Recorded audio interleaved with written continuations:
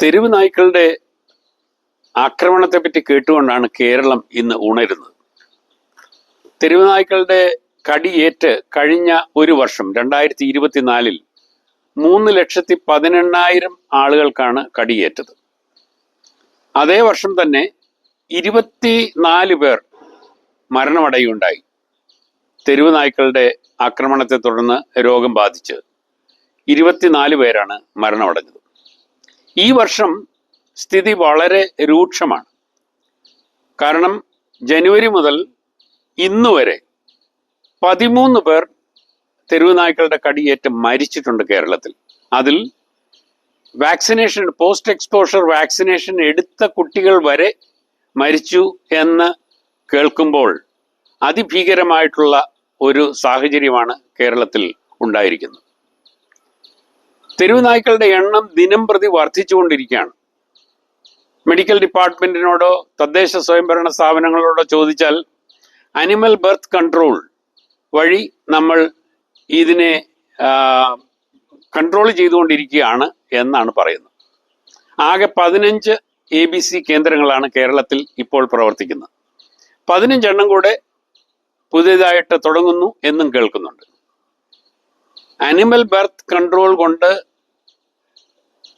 ഈ റേബീസ് തെരുവ് നായ്ക്കളുടെ നമ്പർ കുറയ്ക്കായിരുന്നു എങ്കിൽ എന്തുകൊണ്ട് ഇത്രയേറെ തെരുവ് നായ്ക്കൾ എവിടെ പോയാലും, കേരളത്തിൽ എവിടെ പോയാലും നമുക്ക് കാണാൻ സാധിക്കും. വിദ്യാലയങ്ങളിലുണ്ട്, റോഡുകളിൽ എവിടെ പോയാലും, ഏത് സാഹചര്യങ്ങൾ നമ്മൾ നടന്നു പോയാലും തെരുവ് നായ്ക്കളെ കാണാതെ നമുക്ക് മുമ്പോട്ട് പോകുവാൻ സാധ്യമല്ല. സാധാരണഗതിയിൽ പന്നികൾക്കൊരു പന്നിപ്പനി ഉണ്ടാകുകയാണെങ്കിൽ കേരളത്തിൽ ചെയ്യുന്നത് ആരോഗ്യമുള്ള പന്നികളെ എല്ലാം അതിനടുത്തുള്ള പ്രദേശങ്ങളിലെ എല്ലാ ഫാമുകളിലെയും പന്നികളെ കൊന്നൊടുക്കുകയാണ് അതിന് ചെയ്യുന്നത്. പക്ഷിപ്പനി ഉണ്ടായി എന്ന് കേട്ടാൽ ലക്ഷക്കണക്കിന് കോഴികളെയും താറാവുകളെയും നമ്മൾ കൊന്നൊടുക്കും. എന്നാൽ എന്തുകൊണ്ട് അതിഭീകരമായ പോപ്പുലേഷൻ വളർച്ച ഉണ്ടായിരിക്കുന്ന ഈ തെരുവ് നായ്ക്കളുടെ നമ്പറിൽ നമ്മൾ എന്തുകൊണ്ട് കാര്യമായി പ്രവർത്തിക്കുന്നില്ല എന്നുള്ളത് വളരെ കഷ്ടകരമായ കാര്യമാണ്. Society to prevent cruelty to animals SPCA പ്രവർത്തിക്കുന്നുണ്ട്. അങ്ങനത്തെ society to prevent cruelty to human beings എന്തുകൊണ്ട് ഉണ്ടാകുന്നില്ല? നായ്ക്കളുടെ ജീവനാണോ നമ്മുടെ കുഞ്ഞുങ്ങളുടെ ജീവനേക്കാൾ വിലമതിക്കേണ്ടത് എന്ന് ആലോചിക്കേണ്ട സമയം അതിക്രമിച്ചിരിക്കുന്നു. അതിനാൽ സർക്കാരും തദ്ദേശ സ്വയംഭരണ സ്ഥാപനങ്ങളും എത്രയും വേഗം അതിന് തക്കതായിട്ടുള്ള നടപടികൾ എടുക്കേണ്ടത് വളരെയധികം അത്യാവശ്യമാണ്. ഈ സാഹചര്യങ്ങൾ സാധാരണഗതിയിൽ എന്തൊക്കെയാണ് ചെയ്യേണ്ടത് എന്ന് നമ്മൾ ചിന്തിക്കുന്നത് അത്യാവശ്യമാണ്. സാധാരണ പോസ്റ്റ് എക്സ്പോഷർ, അതായത് കടിയേറ്റതിന് ശേഷം ആണ് നമ്മൾ ട്രീറ്റ്മെന്റ് കൊടുക്കുന്നത്.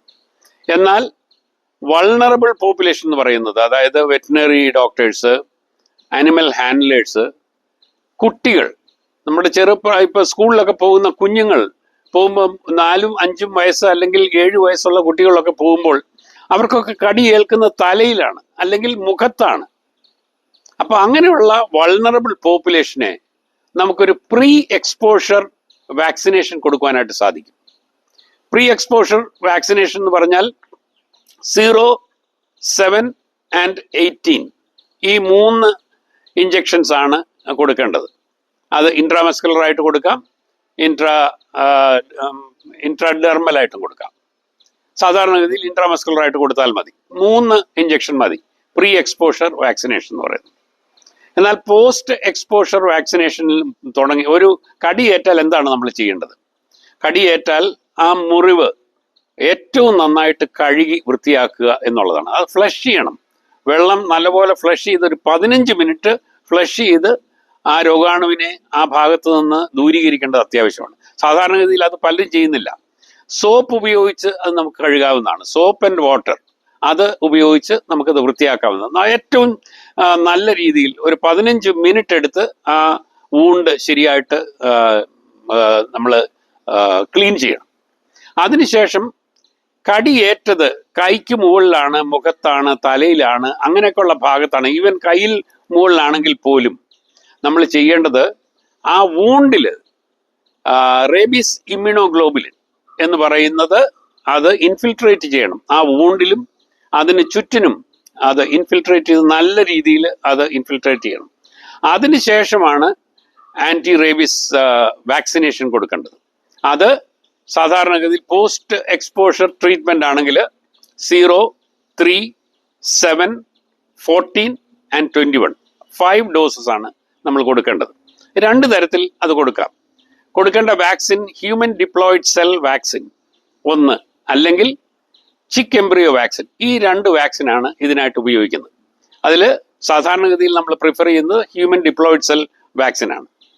അത് ഇൻട്രാമസ്കുലർ ആയിട്ടാണെങ്കിൽ 1 ml, ഇൻട്രാഡെർമൽ ആയിട്ടാണെങ്കിൽ 0.1 ml കൊടുക്കേണ്ടത്. ഇൻട്രാഡെർമൽ എന്ന് പറഞ്ഞാൽ തൊലിക്കകത്താണ്, തൊലിയുടെ 2 ലെയറിന് ഉള്ളിലായിട്ടാണ് നമ്മൾ ഇൻട്രാഡെർമൽ ഇഞ്ചക്ഷൻ കൊടുക്കേണ്ടത്.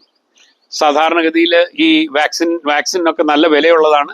അത് സൂക്ഷിക്കേണ്ടത് താപനില വളരെ ശക്തമായിട്ട് നിശ്ചയിച്ച് അത് സൂക്ഷിക്കേണ്ടതാണ്. അതിൽ ഈ ചെലവ് ചുരുക്കാനായിട്ട് മറ്റ് പല രാജ്യങ്ങളിൽ ഇപ്പോൾ ഇൻട്രാഡെർമൽ ട്രീറ്റ്മെൻ്റ് ആണ് ചെയ്യുന്നത്. അപ്പോൾ 10-1 അത് കുറയ്ക്കാനായിട്ട് സാധിക്കും. പോസ്റ്റ് എക്സ്പോഷർ ട്രീറ്റ്മെൻറ്റിൽ 1, 0, 3, 7, 14 and 21 5 ഡോസസ് ആണ് കൊടുക്കുന്നത്. ഇൻട്രാഡെർമൽ ആണെങ്കിൽ 0.1 ml 2, 2, 2, 0, 2 അങ്ങനെയാണ് കൊടുക്കുന്നത്. എന്തുകൊണ്ടാണ് ഈ 2 എന്ന് പറയുന്നത്? ഇപ്പോൾ വലത്തെ കയ്യിൽ ഇൻട്രാഡെർമലായിട്ട് 0.1 ml നമുക്ക് ഇഞ്ചെക്ട് ചെയ്ത് കഴിഞ്ഞാൽ ഇടത്തെ കയ്യിൽ ഡെൽറ്റോയിഡ് മസിലിൽ 0.1 ml വീണ്ടും അതേ ദിവസം തന്നെ, ആ 0 എന്ന് പറയുന്നത് നമ്മൾ ട്രീറ്റ്മെൻറ്റ് തുടങ്ങുന്ന ദിവസമാണ്, അന്ന് അത് ചെയ്യണം. 3 ദിവസം കഴിഞ്ഞിട്ട് ഇതുപോലെ തന്നെ തുടർച്ചയായിട്ട് 2 intradermal injections. 7th day again 2 intradermal injection. അതിനുശേഷം 0 വേണ്ട, കൊടുക്കണ്ട. അതിനുശേഷം 21st ഡേയിൽ വീണ്ടും 2 ഇഞ്ചെക്ഷൻ, അതായത് 2 ഇഞ്ചെക്ഷൻ കൊടുക്കുക. അതാണ് ഇൻട്രാഡെർമൽ ട്രീറ്റ്മെൻറ്റ് ചെയ്യേണ്ടത്.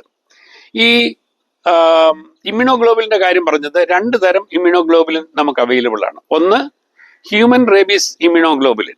അതാണെങ്കിൽ 20 international unit per kilogram body weight ആണ് അതിൻ്റെ ഡോസേജ്.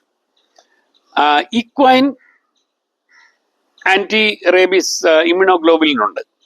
അതാണെങ്കിൽ 40 ഇന്റർനാഷണൽ യൂണിറ്റ് പെർ kg നമ്മൾ കൊടുക്കണം, to a maximum of 3000 international unit. മറ്റേ ഹ്യൂമൻ ആൻറ്റി റേബീസ് ഇമ്മ്യൂണോഗ്ലോബുലിനാണെങ്കിൽ മാക്സിമം കൊടുക്കാവുന്ന 1500 ആണ്. ഇൻഫിൽട്രേറ്റ് ചെയ്യണമെന്ന് പറഞ്ഞത് വളരെ നന്നായിട്ട് ആ വൂണ്ടിലും ചുറ്റുപാടിലും നമ്മൾ നന്നായിട്ട് ഇൻഫിൽട്രേറ്റ് ചെയ്യണം. ഇതിന് ഇമ്മ്യൂണോഗ്ലോബുലിൻ വളരെ വിലയേറിയതാണ്. അതിൻ്റെ ക്വാണ്ടിറ്റി കുറവാണ് നമുക്ക് കിട്ടുന്നതെങ്കിൽ അതൊന്ന് ഡൈല്യൂട്ട് ചെയ്താണെങ്കിലും ഈ ഇൻഫിൽട്രേഷൻ ശരിയായ രീതിയിൽ ചെയ്തിരിക്കേണ്ടതാണ്. അപ്പോൾ ആ രീതിയിൽ പോസ്റ്റ് എക്സ്പോഷർ ട്രീറ്റ്മെൻറ്റും പ്രീ എക്സ്പോഷർ ട്രീറ്റ്മെൻറ്റും നമ്മൾ ചെയ്യുകയും ശക്തമായിട്ട് അതിനെ നിരീക്ഷിക്കുകയും ചെയ്ത് ഈ അനിമൽ കൺട്രോൾ തീർച്ചയായിട്ടും വരുത്തുകയും ചെയ്താൽ നമ്മുടെ നാട്ടിൽ ഈ തെരുവ് നായയുടെ ശല്യം, അതുമൂലമുണ്ടാകുന്ന മരണവും നമുക്ക് ഒരു പരിധി വരെയെങ്കിലും കൺട്രോൾ ചെയ്യാൻ സാധിക്കും എന്നുള്ളതിൽ യാതൊരു സംശയവുമില്ല.